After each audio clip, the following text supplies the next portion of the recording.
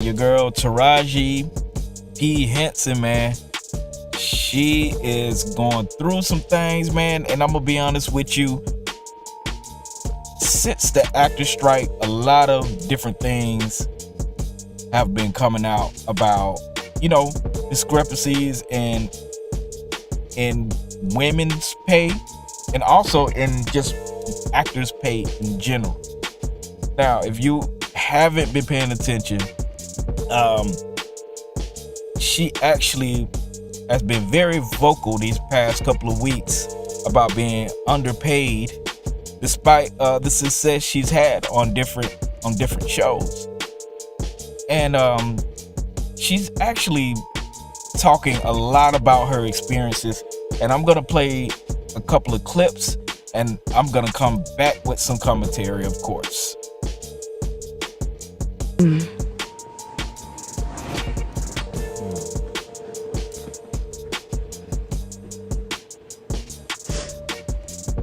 I'm just tired of working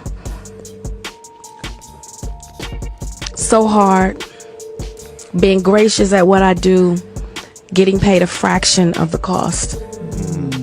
I'm tired of hearing my sisters say the same thing over and over. You get tired. I hear people go, "You work a lot." Well, have to. The math ain't mathing. And when you start working a lot, you have a team. Big bills come with what we do. We don't do this alone. The fact that we're up is a whole entire team behind us. They have to get paid. So when you hear someone saying, "Oh, such and such made $10 million," no, that's not that didn't make it to their account. Or know that Uncle Sam is getting 50%. That's right. Okay? So do the math. Now we have 5 million. Your team is getting 30% or whatever your team is off of what you grossed, not more. after what Uncle Sam took. Now do the math. So I'm only human, and it seems every time I do something and I break another glass ceiling, when it's time to renegotiate, I'm at the bottom again, like I never did what I just did, and I'm just tired. I'm tired. I'm tired. I get that.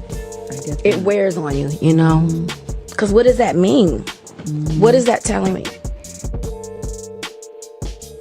All right. Now, I'm going to explain two sides of the entertainment business, and I'm going to explain a couple of things where I think black actors in general fail. Now, overall, I'm for black actors getting their money and female actors getting their fair share.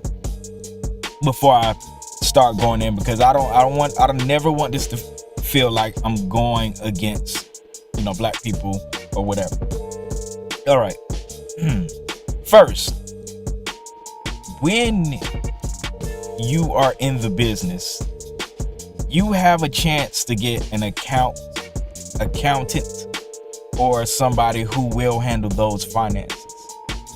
You have to understand that from job to job, you may not get another job for another year or two, maybe 5 years. So having somebody who understands finances is a top priority. Second of all, your account manager and your business manager should be two different people. Your business manager should be able to manage your business affairs from day to day. Your account manager manages the money. Your business manager manages your business affairs. Now, the reason why I'm setting up my talk like this is because a lot of people in the entertainment business skip over the necessary tools that you need to actually be successful in finance with your money. Again, she did say you get $10 million, half of that goes to Uncle Sam, then, your team and blah, blah, blah, you're taking off this, taking off that.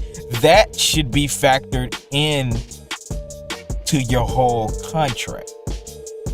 And this is why I say a lot of people miss these things. Your team should not exceed your budget. And the only reason I can preface this is because of me working in the music business. So I have understandings about the way contracts, the way your team works, the percentages, account managers, budget man, all that. These actors tend to do things backwards.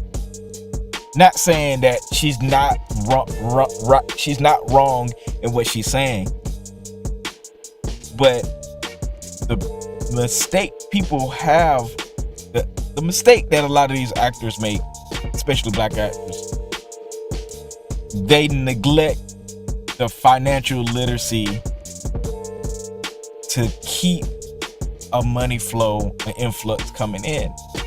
And that's only one, and this is not to blame black folks 100%.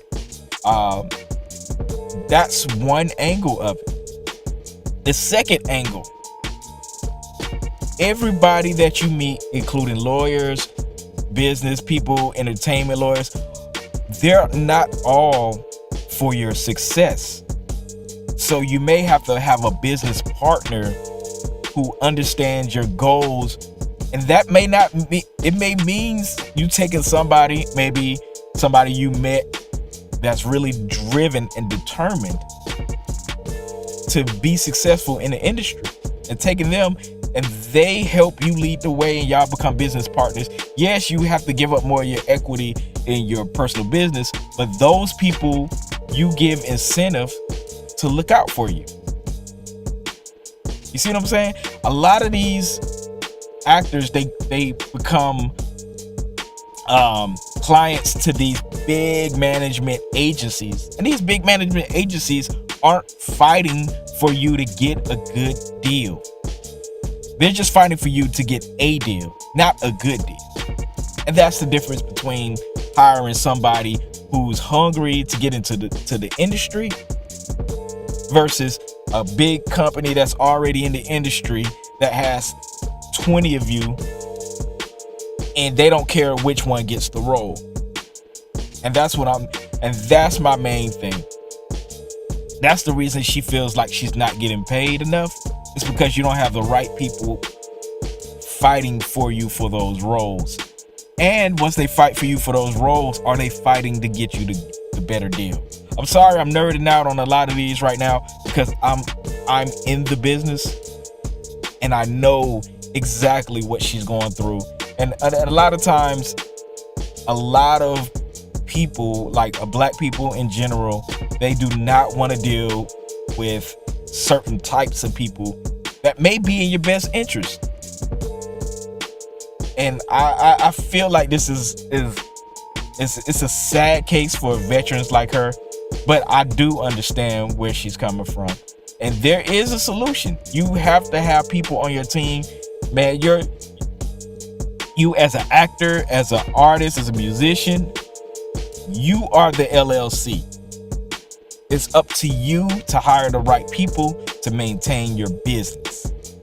You cannot do everything yourself, but you should be able to put people in position, and don't be afraid to fire people if they can't produce. But I honestly, if I was an actor or anything like that, I would never sign to a super big company that's only got, like, okay, these actors, when they sign up to these big companies like WGMA or GM or whatever the hell it is, they have dozens and dozens, 200-300 clients trying to get roles. Do you think that they care about who gets what and how much? They do not care.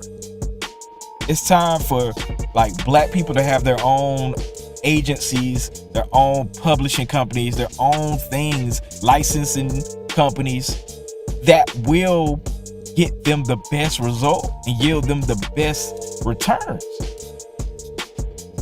And this is not to go off on, I'm not, and definitely not going off on Taraji. I love her to death. And, you know, shout out to Monique, because Monique did make this a thing. But us as black people, we have to realize the people in power are not going to give up their power. We have to create something and move and shift the paradigm towards our direction. And we can do it. I don't know if the industry is ready for it, or the black Hollywood industry is ready for it, but that's my opinion on it, as being somewhat in the industry and a part of things that are going on behind the scenes. That's the way I see it. Sorry to nerd out on y'all. Make sure y'all like, comment, and subscribe, man. What y'all think about Taraji? Really giving it up, man, and letting y'all know what's happening, man. And I feel like things won't change till more smart black people come together and do things that helps out themselves, rather than succumbing to whatever contracts and whatever deals they have to survive. But that's just my opinion. Make sure y'all like, comment, and subscribe, man. This your boy DJ Cree. I'm out.